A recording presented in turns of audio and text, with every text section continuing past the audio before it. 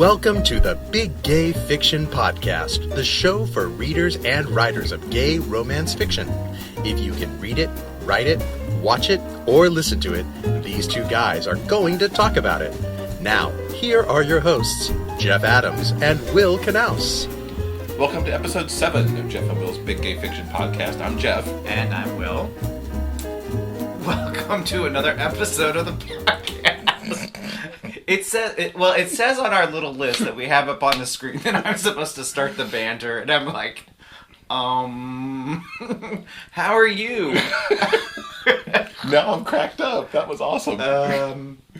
Yeah, you're laughing at me. That's a great way to start the podcast. Well, you were laughing. I was laughing with you. Oh, golly. And you kind of broke out in the laughter first. Oh, goodness. Yes, here's another episode of us talking about things. Happy Thanksgiving week. Happy Thanksgiving week to you and to everyone listening. Yes. We actually decorated the house this week for Christmas. We jumped a holiday because it was time to decorate and put sparkly stuff up. Yeah, if you're going to go to the trouble of decorating for the holidays, I think personally I feel like we should do it before Thanksgiving, simply because there's so much effort. Having a little bit of extra time to enjoy the spoils of said effort is nice. Yeah, because I'm always the one who also wants to leave it up, like the extra week too. But yeah. So I mean, you know, do your own thing, have your own traditions, and yeah, that's what we did. That's what we did yesterday, and it was a ball. I enjoyed it. Anyway, I guess we'll jump in. Sounds good. NaNoWriMo week 3 is over, and week 4 starts today. It's Sunday as we record. It's a big week for me because I finished yesterday. Woohoo! Very happy about that. Yay! It's the earliest I finished Nano ever. You are Word Ninja. Ooh, I like that. They should do Word Ninja shirts. I don't have my winter shirt yet, so he's kind of wearing a Nano shirt today. In celebration or something? It's in transit. It's in the mail. We have a winter shirt on the way. It's in the mail. Yeah. I had a better week traveling than I think I could have anticipated. I traveled Monday through Friday last week, and I managed to get an average of about 1,900 words a day while I was traveling, which was surprising. I was writing pretty much at any opportunity I could. If I was on a plane, I was writing. If I was sitting in the airport, I was writing. I wrote during lunch. I wrote before I went to work. I wrote sometimes in the evening. That's what Word Ninjas do. And it's weird because I knew that I had the space to lose my train of thought. I had the space to actually... Well, you had a buffer. Not write as much and finish. I think the Nano site was telling me I could write like 500 words a day between the time that I left and the end of the month and still cross 50. Part of what made me write so much is I started writing the first book of the Codename Winger series, and I'm loving writing Theo. And I just kept going. I'm on chapter 5 of this book now. About 12,000 words in. I do plan to keep the writing pace up through the rest of November. And conceivably, if I do that, I could put another 18,000 words away on that book before December ends.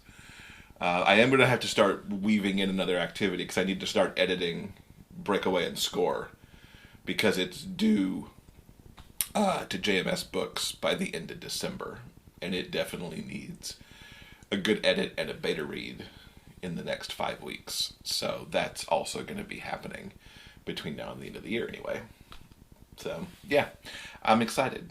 Oh, and there's also a bonus coming for Hat Trick fans, too, because I ended up and threw in a little Christmas short story last Sunday and Monday, too. So that'll get edited, cleaned up, and put up on the blog. It's just a little Christmas freebie for the Hat Trick fans. Awesome. Sounds good. How was your week while I was gone? Well, my week was mediocre. Where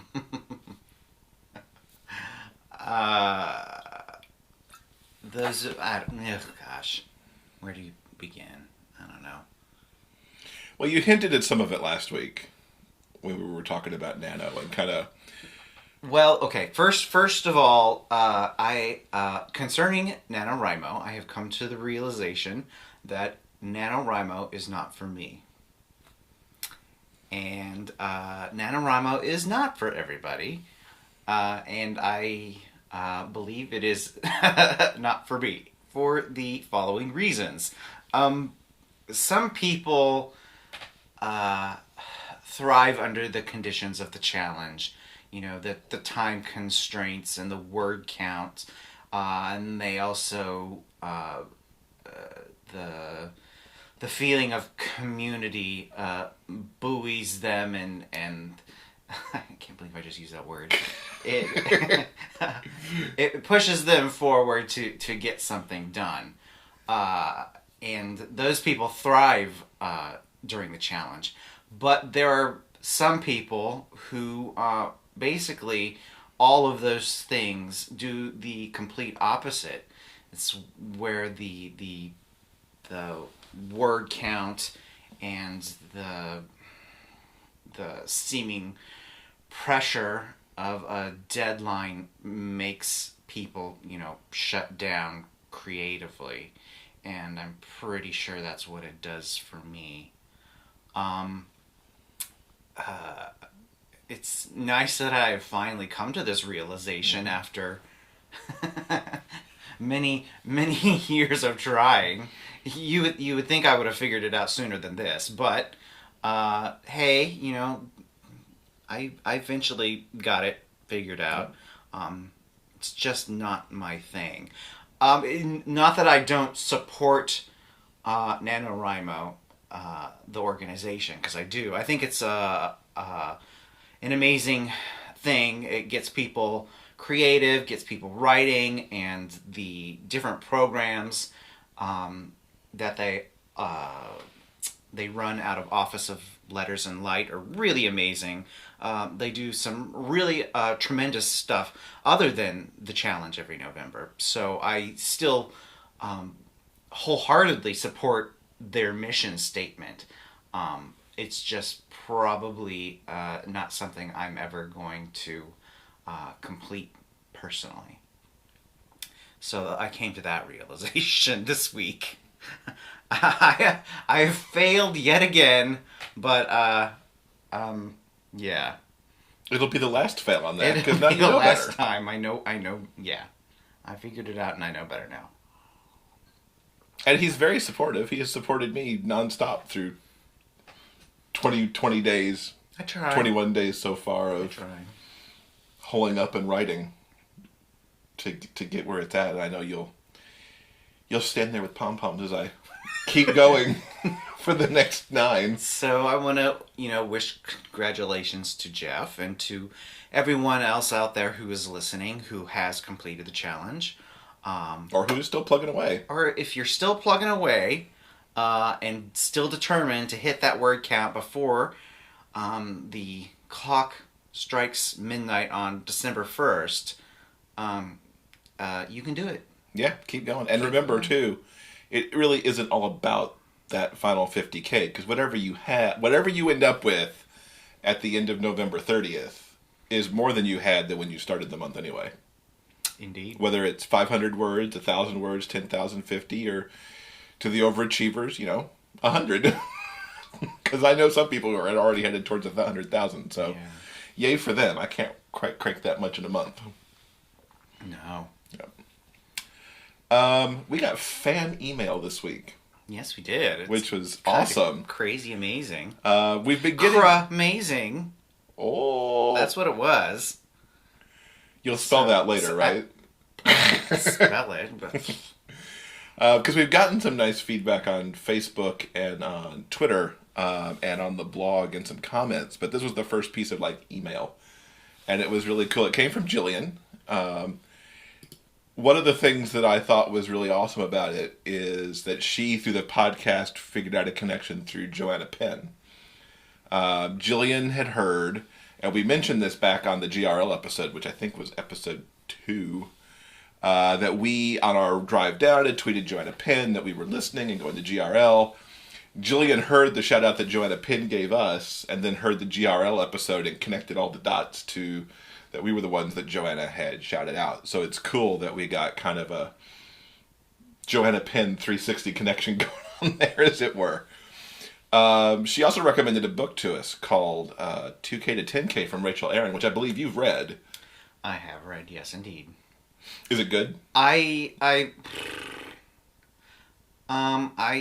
mention it on the build up to NaNoWriMo episode? I don't think so. I think you mentioned L.A. Witt and... oh, yeah, I did mention that. Which Jillian said she was going to pick up based on our recommendation. Yes, well, I should have mentioned it in the build-up to NaNoWriMo episode. Rachel Aaron is an author, and she's primarily known for a fantasy series that she's written, and the name, unfortunately, escapes me.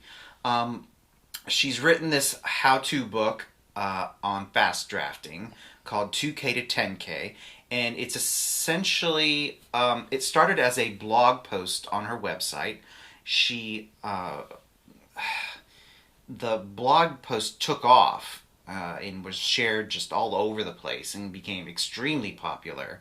And she took that post and expanded it and turned it into a small ebook that has continued to just, go crazy amongst writers because it's very, very lean. It's short, but there's a ton of very useful and insightful information.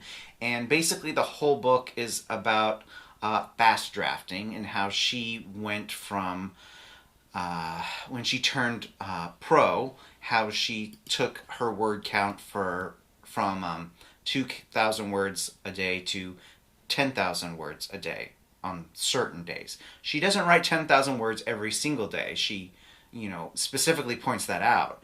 But the book details her methods of writing fast and what you need in order to do that. So anyone who's interested in getting that first draft down lickety-split, such as for NaNoWriMo, give the book a look. It's on Amazon, and it's 99 cents, and well worth the read. Highly recommended. Okay, we'll link to that in the show notes this week. Yeah. Jillian also asked us a couple questions. Her first one was wondering what we like to read most. For me, there's a lot of YA in what I read, since it's also one of the primary genres that I write in. It's not always gay YA necessarily. I've read Hunger Games. Love the Harry Potter series.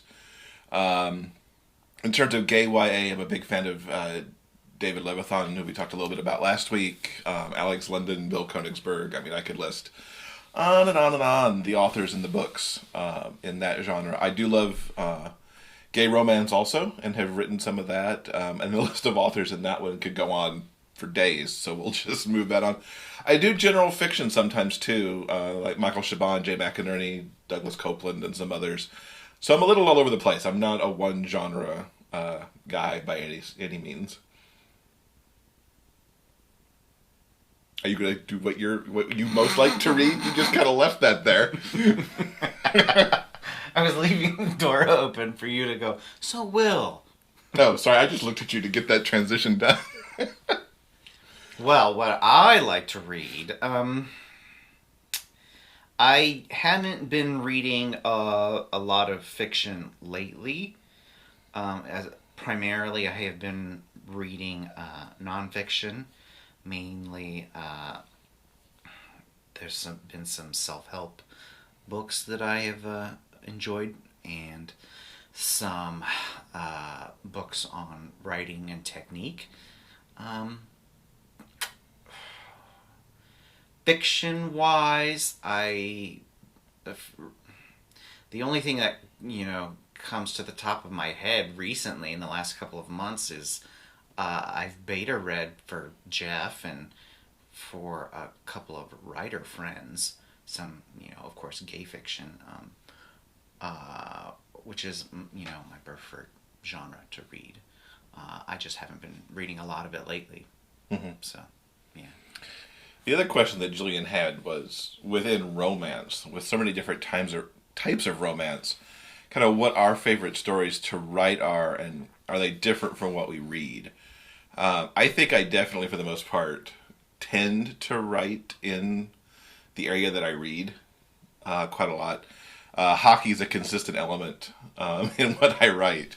And I do read a lot of hockey MM romance. I've got a whole shelf on Goodreads that I just keep stocked with books on my to-read list that all have hockey as an element. There's usually a hockey player trying to fall in love within most of those books. As I said, I read a lot of YA as well. I'm taking kind of my first turn in YA with the Codename Winger series because it will not have romance at its core. The teen at the center of it has a boyfriend, but how they met and why they're boyfriends is inconsequential to what goes on. It's just part of the story that they are boyfriends. So we'll see how that pans out and if it's a genre that I'll kind of stick with. But there's a parody there for me on kind of what I read and what I write. I'm reading 2 different books right now that fall into that same thing because I'm reading Wade Kelly's No Jocks Don't Date Guys that comes out in December.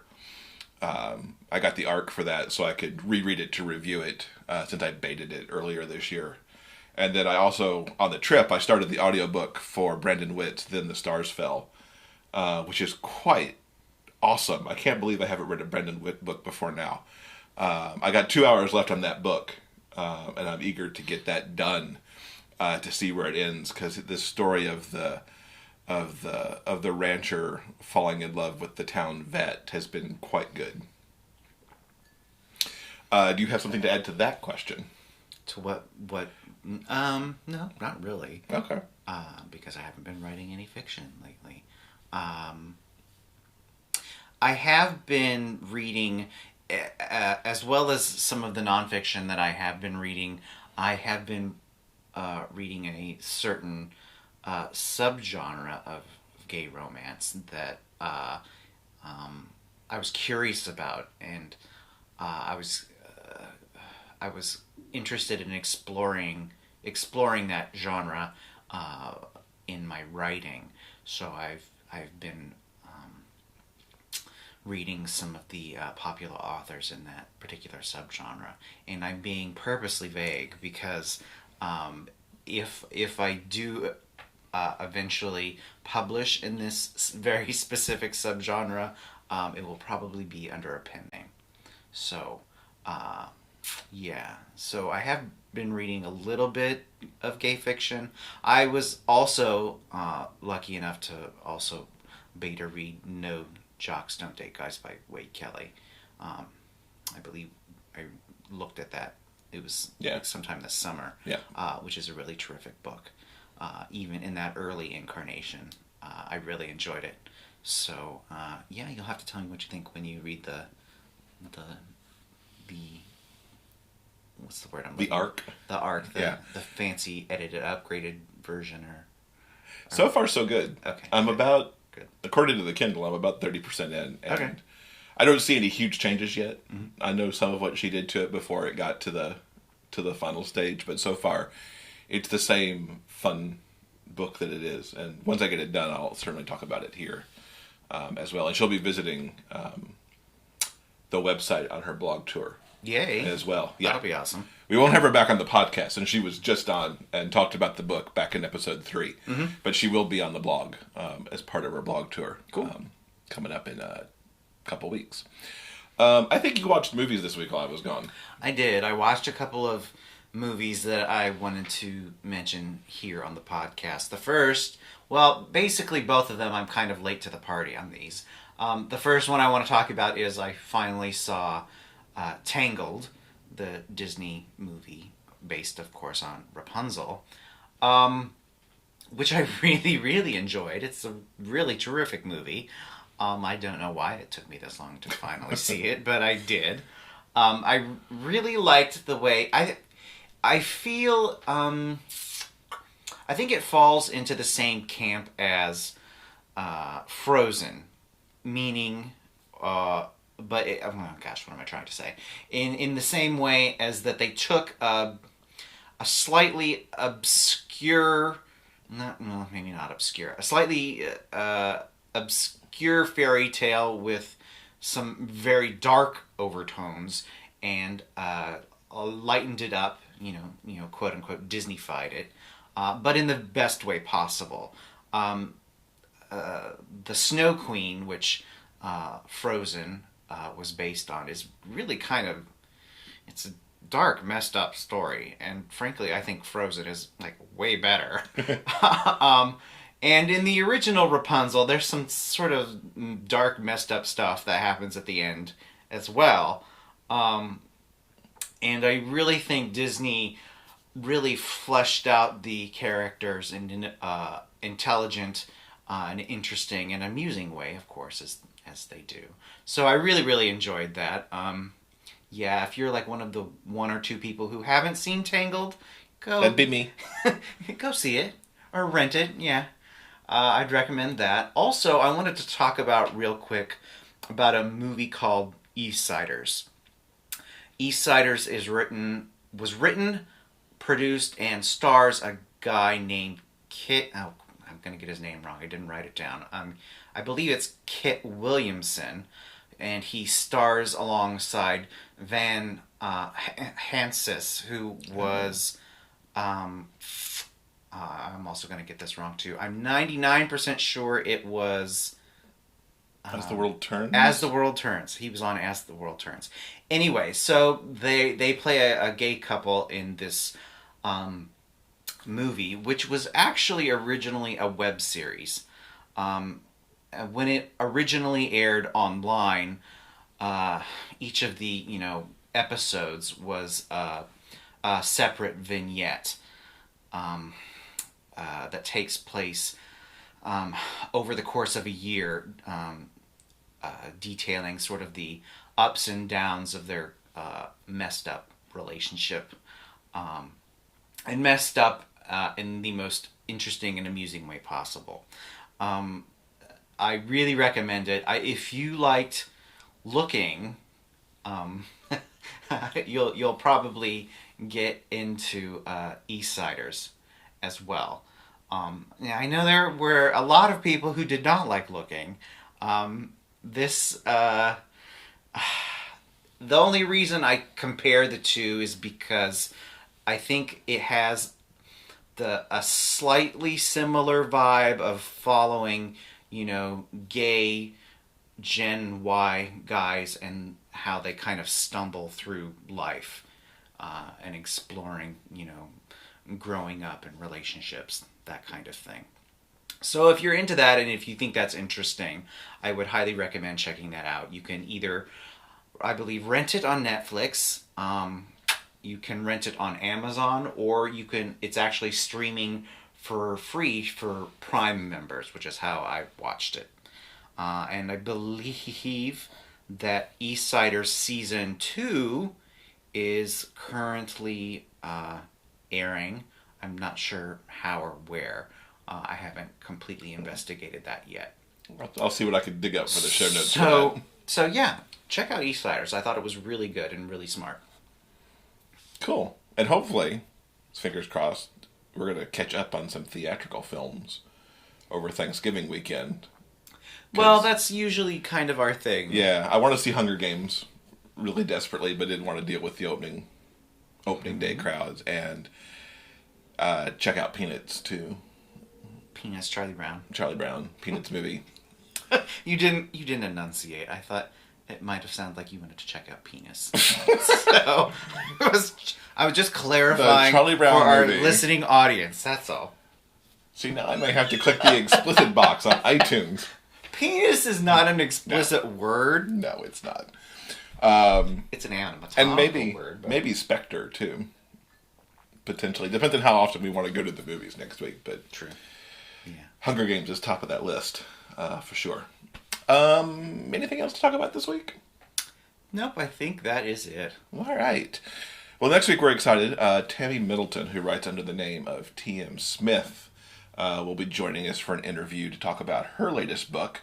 She goes out on blog tour for that starting on the 27th, so we'll provide you a link to that so you can catch the early part of the blog tour if you want, and she'll be joining us on the show that will release on Monday, November 30th. So something to look forward to there. As always, you can leave us comments on biggayfictionpodcast.com for episode 7, or on YouTube if you're watching the video. You can also send us an email to jeffandwill@biggayfictionpodcast.com. And when you're at the website, you can also sign up for our monthly newsletter, which we still need to figure out what that's going to be. So we can send it out in a couple weeks for December.